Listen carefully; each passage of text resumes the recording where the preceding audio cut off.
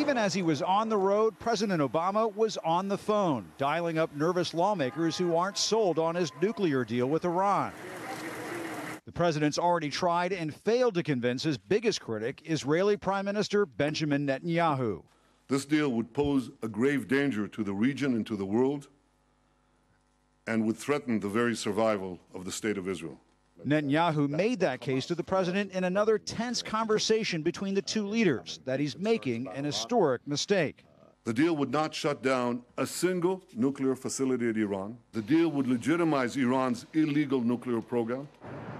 Meanwhile, Republicans in Congress are raising questions about the administration's talking points on the deal that claim Iran will be required to grant access to international inspectors to investigate suspicious sites anywhere in the country. The administration believes that these verifications, these examinations, these basically right to inspect is going to be sufficient. I have real concerns about that. The White House is responding to the skeptics with a full court press from the president and vice president on down, pleading with members of Congress to avoid passing legislation as talks with the Iranians continue.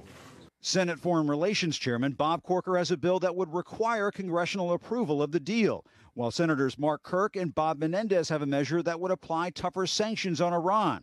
Any comments? That bill's fate is unclear, with Menendez facing federal corruption charges.